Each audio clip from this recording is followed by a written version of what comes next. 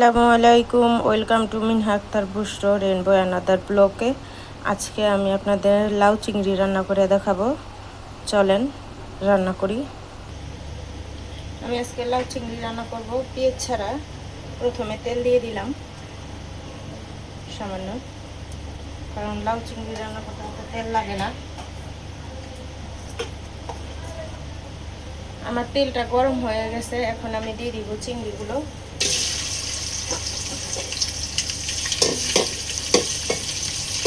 চিংড়িগুলো একটু তেলে ভেজে নেব আগে।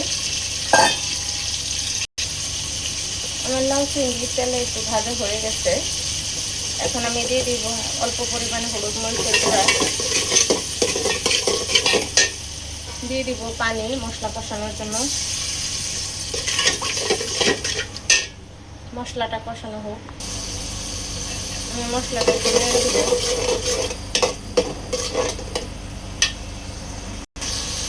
আমার চিংড়িটা কষানো হয়ে গেছে, এখন আমি দিয়ে দিব লাউগুলো।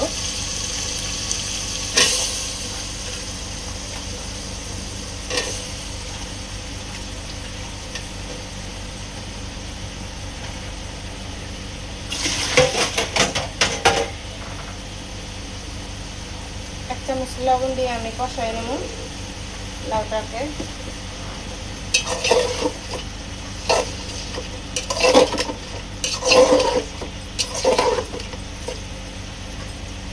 এখন আমার লাউটা কষানো হবে। আমার লাউ চিংড়িটার মধ্যে এখন আমি একটু চিনি দিয়ে দিব। শুনছি মুরগ ভাইরা বলে যে লাউ খেলে নাকি শরীরে বিষ ব্যথা চলে আসে, চিনি দিলে নাকি সেই বিষ ব্যথাটা হয় না। তাই আমি একটু চিনি দিয়ে দিলাম, আর দিয়ে দিব 4-5টা কাঁচামরিচ। এখন ঢেকে দিব আমি।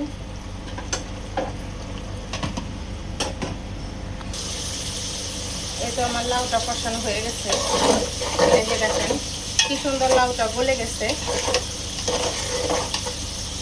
এখন দিয়ে দিব অল্প পরিমাণে ধনে পাতা দিয়ে দিলাম, অল্প জল দিয়ে দিব।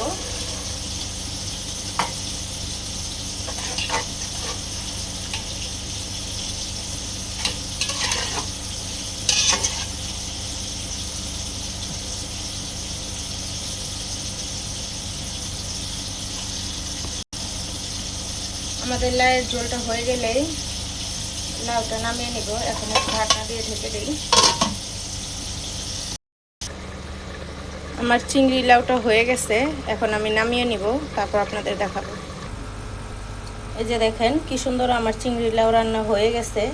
আপনাদের যদি ভিডিওটা দেখে ভালো লাগে, লাইক কমেন্ট শেয়ার করবেন, ফলো দিয়ে অন্যকে দেখার সুযোগ করে দিবেন, আর আমার চ্যানেলটা সাবস্ক্রাইব করবেন।